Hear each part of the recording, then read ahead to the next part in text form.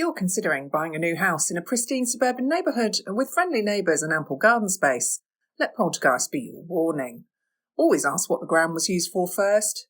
In 1982, Poltergeist hit cinemas and promptly ruined two things for an entire generation: TV static and clown dolls. It's the film that took Spielbergian family warmth and smashed it together with Tobe Hooper's fondness for the macabre. What could go wrong? Well, nothing, unless you count the rumoured directorial drama, parental outrage, a curse, and the creation of the PG-13 rating. But more on that later. So let's dive in. Now, Tobe Hooper's name may be in the credits, but the whispers about Spielberg's influence hover over Poltergeist like, well, a ghost with unfinished business. Officially, Hooper sat in the director's chair, but Spielberg's E.T. contract meant he wasn't allowed to direct anything else at the time. Yet if rumours and certain cast members are to be believed, Spielberg was more hands-on than that infamous clown doll.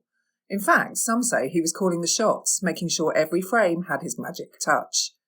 You can definitely see his fingerprints all over the film. The fluidity of the camera work, particularly in the tension-filled moments, is classic Spielberg. The way the camera tracks the family through the house, giving everything a sense of urgency, is right out of his playbook. Think Jaws or Raiders of the Lost Ark. The movement creates a real-time intensity that amplifies the tension, as if you're dodging the ghostly chaos along with the Freelings. Then there's Spielberg's signature low-angle shots, especially when filming children. In Poltergeist, we frequently get Carol Ann's perspective, whether she's staring into the glowing TV or addressing spirits only she can hear. It heightens the eerie feeling that something way beyond human understanding is at work, and it makes you feel like the house is shrinking around the characters. Spielberg's warm suburban sensibilities also permeate the film, bringing a sense of family and normalcy to the chaos, while Hooper's knack for horror ensures that, well, horror. And then there's the Easter eggs. Spielberg's Easter eggs often serve as little tributes or acknowledgements of the things he loves, like his admiration for classic films, and friendships with other filmmakers. His Easter eggs aren't just for fan service, but serve as love letters to the medium, and those he admires within it. Robbie's bedroom alone is a goldmine for Star Wars fans. Action figures, a Darth Vader, a TIE fighter, and Star Wars bedsheets make it clear this kid is well prepped for a galactic adventure. But the 80s references don't stop there. Right next to the galaxy far, far away, you'll spot a fedora sitting on a shelf, a clear wink to Indiana Jones and his bestie. Not to be outdone, there's also a poster for Ridley Scott's Alien. Poltergeist all started with Spielberg and writer Michael Gray, with Spielberg penning the initial story that would become the backbone of the film. The screenplay was then co-written with Mark Victor, and the film was produced by MGM and released by United Artists, though it's often more misassociated with Spielberg's Amblin Entertainment, because let's face it, his paws are all over this thing. The making of Poltergeist is as notorious as the film itself, largely due to the so-called curse that plagued its cast and crew. The most infamous tragedies were the untimely deaths of Dominic Dunne, the eldest daughter, just months after the film's release, and Heather O'Rourke, Carol Ann, who passed away at 12 during Poltergeist 3. These losses, coupled with on-set accidents, fed the belief that the film was cursed. Then there's the creepy fact that real human skeletons were used in the infamous swimming pool scene, because they were cheaper than fakes. Disturbing the dead for budget reasons, what could go wrong? Jo Beth Williams' Diane later claimed the pictures in her home kept going crooked after filming, and her lights mysteriously flickered on and off. Even scarier, Oliver Robbins' Robbie was nearly strangled for real during the clown doll scene when the mechanical doll malfunctioned. Other incidents only added to the unease. Zelda Rubinstein Tangina claimed to have a psychic vision of her mother's death while posing for promotional photos, which was confirmed later, and an unexpected explosion on set rattled the crew. All this, combined with actor Will Sampson performing a real-life exorcism during the filming of Poltergeist 2, just in case, cemented the film's reputation as one of Hollywood's most haunted productions. Then there's the PG-13 legacy, where Poltergeist and Friends terrified a generation. You know those parental warning labels on video games and films? Well, you can thank Poltergeist and Spielberg's other 80s movies for that. The film was slapped with a PG rating back in 1982, because nothing says parental guidance like a guy peeling off his own face. But along with Indiana Jones and the Temple of Doom and Gremlins, Poltergeist caused such a panic among parents that the MPAA finally caved and created the PG-13 rating. Spielberg, ever the innovator, basically invented a new way for kids to be traumatised just enough without the film getting an R rating. Could call it his second greatest contribution to cinema, right after Jaws and ruining beach holidays. And it also had an iconic soundtrack. Jerry Goldsmith's score for Poltergeist has since become one of the most iconic soundtracks in horror cinema, influencing the way supernatural films use music to both terrify and enthrall audiences. Goldsmith, known for his ability to balance emotional depth with unsettling tension, crafted a soundtrack that did more than just accompany the film and became an integral part of the experience. His ethereal and eerie melodies, particularly the haunting lullaby theme for Carol Ann,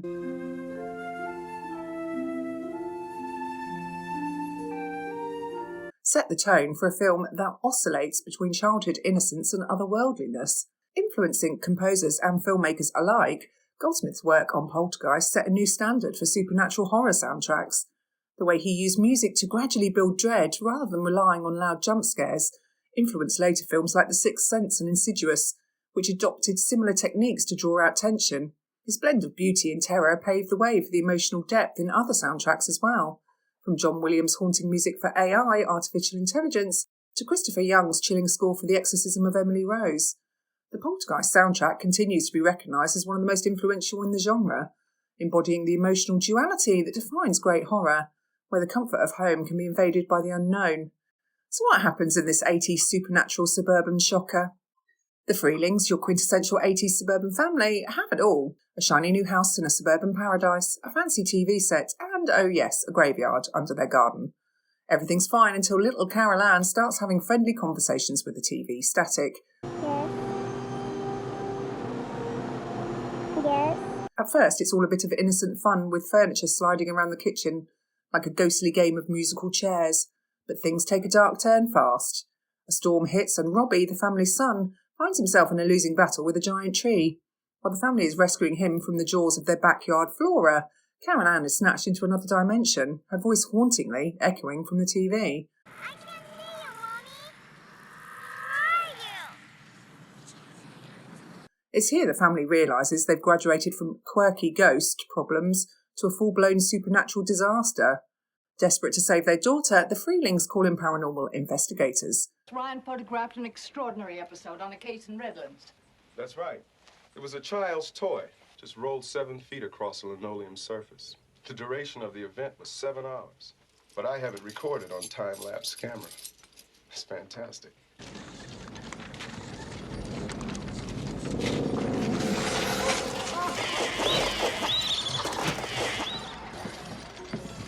Enthusiastic, sure, but clearly in over their heads. With gadgets buzzing and spirits throwing temper tantrums, it's clear this house isn't just haunted, it's ground zero for a paranormal war zone. Enter Tangina Barons, a pint-sized medium with big confidence and bigger attitude. She waltzes in, diagnoses the problem immediately. Carol Ann has been taken by spirits who are after her light. Cue the most parodied and oft-quoted line in supernatural horror.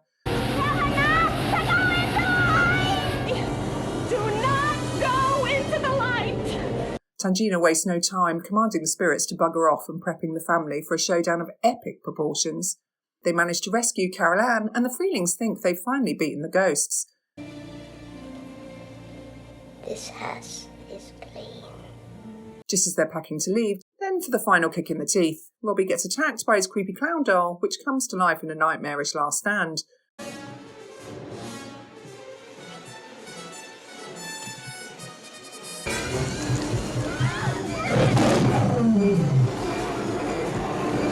Diane falls into the unfinished swimming pool, and that's when the corpses rise up from the muddy water surrounding her. The realisation hits. The developers only moved the headstones, not the bodies. Nice one, guys. You son of a bitch, you moved the cemetery, but you left the bodies, didn't you? You only moved the headstones! Why? The house, clearly fed up with existing, and its supernatural squatters, decides to implode on itself, vanishing into the spirit realm as if to remind the Freelings and the audience that maybe suburban life isn't all it's cracked up to be. In the end, the family escapes, but the house and the suburban dream? Completely gone.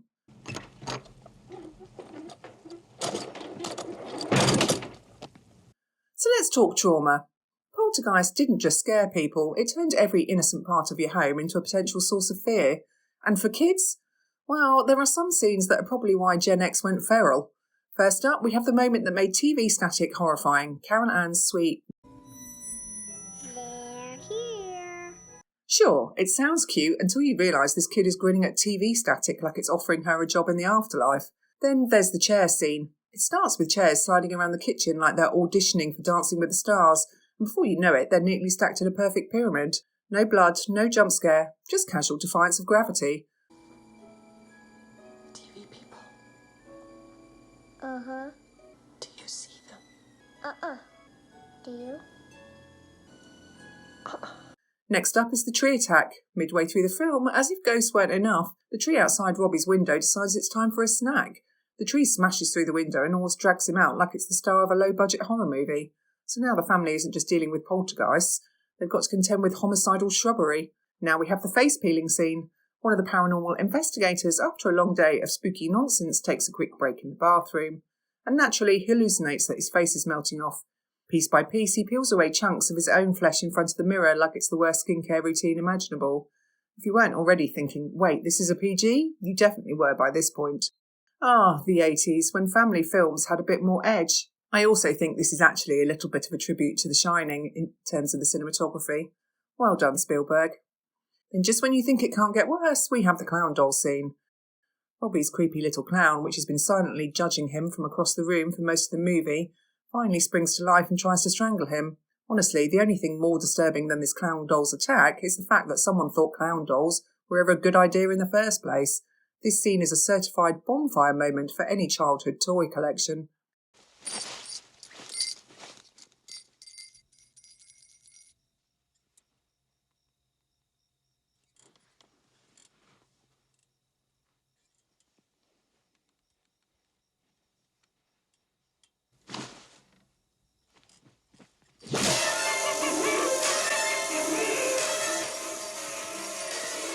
Now comes the iconic swimming pool scene, where Diane, in the middle of running for her life, falls into the unfinished muddy pool. But it's not just mud, it's packed with actual skeletons. It's the ultimate real estate nightmare. There she is, surrounded by waterlogged corpses, desperately trying to claw her way out. Finally, we arrive at the house implosion, the big finale where the Freeling home, after being subjected to one paranormal disaster after another, decides to collapse in on itself and disappear into the spirit realm. It's a literal destruction of the suburban dream, reminding us all that maybe, just maybe, you should ask what's under your new house before you sign the mortgage. In Poltergeist, nothing is safe. TVs, trees, toys, pools, even kitchen chairs. The film's genius lies in turning everyday objects into conduits of horror, making you afraid of things you never thought could harm you. Thematically, Poltergeist is here to tell you that the suburbs are not as safe as you think. At the heart of Poltergeist is the suburban dream gone sour. It's not just about ghosts, it's about how the very foundations of that perfect middle-class life are rotten to the core. Literally. If you thought the biggest threat was nosy neighbours, think again. It's actually cemeteries and the corporate greed that thought building on top of them was a brilliant idea. It's a lesson in materialism. You can't build something beautiful on top of something terrible and expect it to go well. There's also a lovely critique of how technology, like the family's TV, is both comforting and insidious, offering safety while slowly dragging you into another dimension. Let's just say Poltergeist is a lot more than ghosts just rattling around in a closet. Thematically, it redefined how horror could play with sentimentality. Before this film, haunted house flicks didn't have the emotional core of a family fighting for their child against supernatural forces. So with Spielberg's emotional pull and Hooper's love for freaky visuals, Poltergeist set the stage for future films that balance jump scares with character-driven narratives. Without it, we might not have the emotionally charged horror films of today, like The Babadook or Hereditary, although sadly neither of those films features a levitating child sucked into a ghost dimension through a TV screen. Missed opportunities, really. When Poltergeist hit cinemas in 1982, it flipped a lot of the more traditional haunted house themes on their head. Instead of the usual gothic mansion, the house was a shiny, modern, suburban home, making it relatable to contemporary audiences and far more unsettling because it suggested that even the most picture-perfect homes could be haunted. Poltergeist also introduced a faster pace and in-your-face supernatural activity, ditching the slow burn, ambiguous tension in favour of chaotic, visually intense hauntings, furniture flying, trees attacking, and ghosts visibly dragging people into other dimensions. The ghosts weren't metaphors for psychological turmoil, they were active physical forces ready to tear the house apart. It also tackled the theme of corporate greed and suburban development. The house wasn't haunted because of some ancient curse or unresolved family trauma, but because it was built on a cemetery by developers who cut corners. This modern angle made the film feel fresh and relevant, adding a layer of social commentary. Now, before Poltergeist, haunted house stories were largely about ancient evil, personal trauma, madness, and slow-building tension. Poltergeist injected a modern suburban vibe, making the haunting feel all the more scary, because it was happening in a place that looked a lot like the audience's own homes. Of course, Poltergeist isn't without its flaws, at least through the eyes of today's audiences. Those practical effects, groundbreaking in the 80s, but by modern standards, they look a bit like someone went wild with a bag of pound shop Halloween decorations and a fog machine. While that face-melting scene might have made audiences squirm in their seats back then, today it feels more like a visual effects class project gone awry. And then there's the melodrama oozing from the performances like ectoplasm. There are moments when the Freeling family reacts to the escalating supernatural chaos with such wide-eyed intensity, it's like they've just found out their house prices plummeted overnight, rather than, a ghost abducting their child into a spirit dimension. But here's where it gets complicated. You see, a lot of what modern audiences now call cheesy about Poltergeist comes from the fact that it's guilty of something all too common in groundbreaking cinema. It popularised the very tropes that today's viewers think are cliché. Take the family under siege in a haunted house trope. Back in 1982, this wasn't the exhausted setup we've seen in every paranormal film since. Paranormal investigators, quirky mediums and malevolent spirits targeting innocent families were fresh and scary. Poltergeist paved the way for films like The Conjuring, Insidious and even Paranormal Activity. But since we've been bombarded with similar setups over the last 4 decades, some viewers now roll their eyes at what once made audiences gasp. What modern viewers forget is that Poltergeist didn't borrow these tropes. It invented them from the mainstream. The things we now think of as typical haunted house horror, the spooky TV static, the eccentric psychic telling spirits to go into the light, the possessed objects wreaking havoc in an ordinary home, Poltergeist was doing them before they became everyday horror fare. The film was the innovator, and like any pioneer, it's paid the price by becoming a victim of its own success. It's hard to watch it now without feeling like you've seen it all before. But that's only because Poltergeist did it first. And it did it so well. There's also that PG rating. This film scarred a generation of children, me included. Despite the behind-the-scenes ghost stories, Poltergeist didn't need a séance to conjure up success at the box office. Released in the summer of 1982, it scared up over 121 million globally, about 10 times more than any other horror released that year. For a genre that tends to scare away mainstream audiences, Poltergeist brought in families who thought they were in for some Spielberg-esque light spookiness, left traumatised by clown dolls and melting faces. Who knew that fear could sell so well? Despite the dated effects, the clown trauma and the unintentional melodrama, Poltergeist remains an absolute classic. It paved the way for modern haunted house films, scared the living daylights out of an entire generation of children, and even helped create a new film rating. What more could a movie ask for? It's a terrifying, heartwarming and slightly cheesy relic from a time when TV static was something to fear, and ghosts were apparently really bad at letting go of property disputes. Watch it for the nostalgia, stay for the scares, and if you've got any clown dolls in the house, we can't be friends. So, if this gave you flashbacks to your worst childhood fears, go ahead and hit that like button. It's cheaper than therapy, and as it's Horror Month here on Geeklectica, why not stick around?